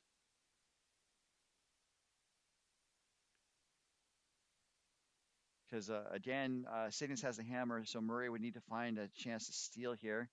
Gets both of those Reds moving.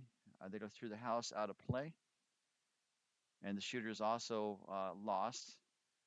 So there's one rock in play right now. It is a tight, a tight corner guard from Team Siggins, which could come into play later in this end, as we see Brendan deliver his second stone, looking for another corner guard, a center guard.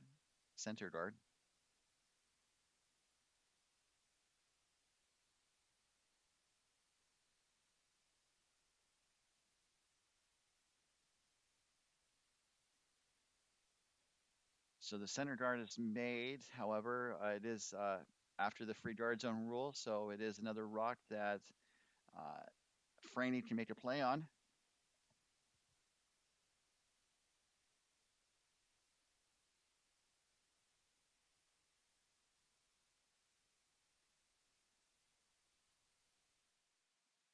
And it does look like that shot is made. That red goes zooming through the house, and the shooter rolls wide and out of play. So again, we're back to where we were two stones ago, and it looks like Murray is going to. I don't know if he exactly wants to put up the center guard again, or just have a rock settle into the top of the house.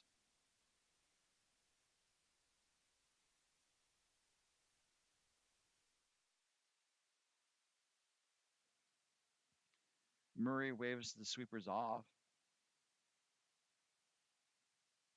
as we see it go down the way, curling up really nicely. It is a corner-ish guard, kind of in between. Well, it's more of a center guard. It's a slightly different path, but I don't think it should be any problem for Claire Blasty to take out.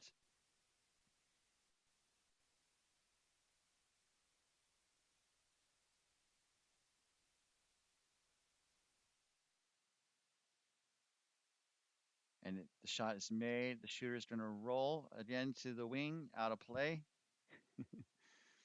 And so we are coming to the last of the third stones here in a tie game. And Murray is again going to put up another stone, either a tight guard or a top of the house.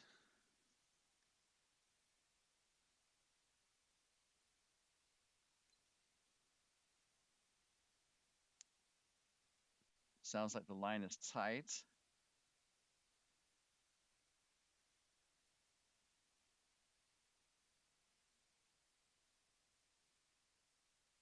Again, Murray waves the sweepers off. I got 16 seconds, and that does look like a very 16-second shot. It's a mid center guard on the ice, as you can see from this overhead view. And again, Lassie is going to be asked to take it out.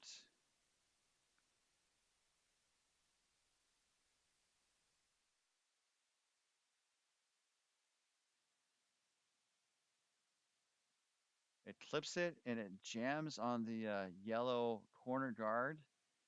But then the shooter sticks around to be a new corner guard. So doesn't change the situation too much, although I think the new corner guard is a little further out, providing less of an area to draw behind. As Sean Murray makes his way down the ice. I want to take another opportunity to say thank you very much on behalf of our regional association, MoPac, to the San Francisco Bay Area Curling Club for hosting this event. The volunteers from both the club and the participating teams for providing support throughout this event, including the ice crew who provided such a great surface of play, the timers who have been keeping track of the time throughout this entire event on multiple sheets, Tony who helped provide the video support, and a whole bunch more. It definitely helps exemplify the spirit of curling, and I'm deeply appreciative of everything that everyone does to make this weekend and all the weekends that we have work. Thank you.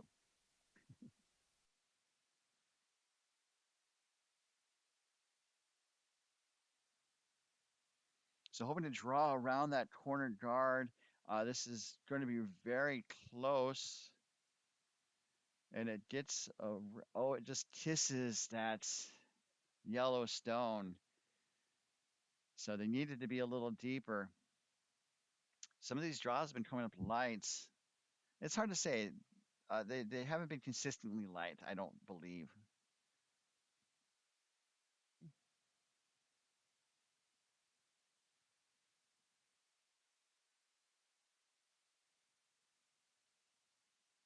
So there's a wide open house. I think they're looking to draw. It's just kind of funny that that thud you may have heard was Siggins basically kind of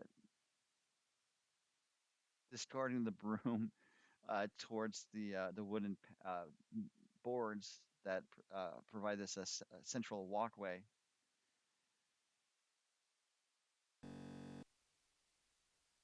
So I think they're trying to draw to the other side of the sheet, and I think that would maybe force Murray to try to draw. Okay, I'm wrong. Uh, no. Let's see this release here. Okay, so he is drawing the other side of the sheet, hoping for some curl. I think this is the side that really digs in. And this rock is sailing. Is it going to sit down in time?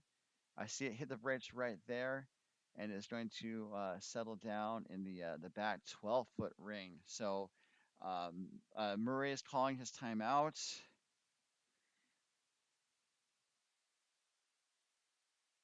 as the teams make their way down the sheet. Let's take a look at the situation and see if we can listen in.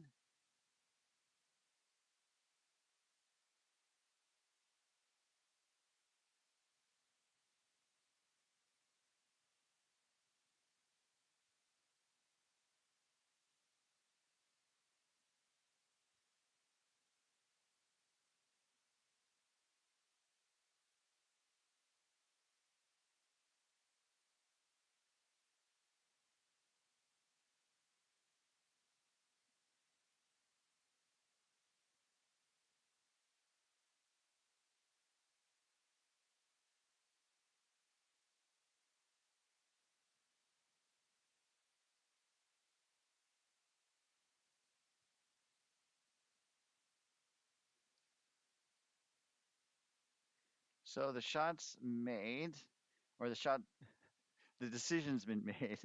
The shot has not yet been made. As Sean Murray makes his way down the ice and still has plenty of time on his clock for a final shot. I think they just wanted to take a pause to consider their options, and they've opted to draw to the Siddons shot stone. This is the last rock, and so the Tim was asking if they could have drawn around the corner guards and still be shot, and I think it's possible. But I think what Murray wants to do, just based on the conversation, was to kind of make Siggins make the draw for the win. As Sean Murray's final stone is away, this is his last stone. Needs to be shot to keep the game going. And we're going to see where it ends up. And this is a little heavy. It's going to kiss the yellow and push it back. And so now Siggins has two options as we look to the overhead here. And there's two options for Siggins to get to the stone or to get to shots. Basically, if he hits the inside of the red and makes the red go away, he wins because there's another yellow there. Although the red could jam and the red could jam, and but the yellow would roll towards the center and be shot that way. And so, as Kimberly noted, it's likely both of these teams will be going to nationals, but there is pride and a banner on the line. So Siggins gets set in the hack. This is the last shot. A hack weights takeout for the win.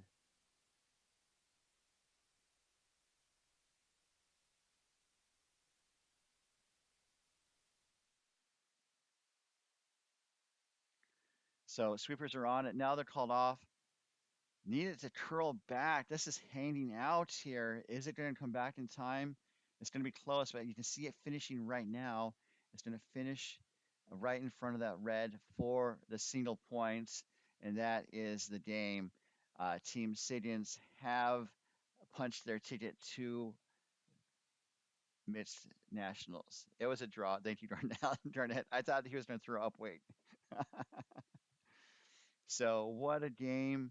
What a finish. And I'm so glad you guys were able to be here for it as Team Siggins secures a 5-4 win over Team Murray of Coyotes. And just a proud moment for Team Siggins as they embrace. This is their third trip, I believe, to mixed nationals in the past 3 years. They won last year, and I think they were the second team 2 years ago. I'd have to double check that. Um, but still, what a great game all around. Congratulations to Team Siggins for punching their tickets to uh, mixed nationals. Again, that's going to be in mid-April at Denver Curling Club. And we'll definitely post updates on their performance to the MoPac Facebook page. But for now, for all of us here at the Midst Nationals, sorry, MoPac Midst Playdowns, just another reminder that this event was brought to you by DoubleTakeout.com. DoubleTakeout.com is what proprietor Ken Pomeroy calls the world's greatest curling ranking system. Throughout the curling season, Pomeroy updates the rankings so you can see how your favorite team stacks up against the world's best. That's all at DoubleTakeout.com. And so for now, all of us here at MoPac San Francisco Bay Area Curling and DoubleTakeout.com, this has been your host, Ryan Olson, saying thank you so much for tuning in this weekend. It's my honor and privilege to be here to showcase these great teams, and I hope you enjoyed the games. Until next time, I will see you Until next time,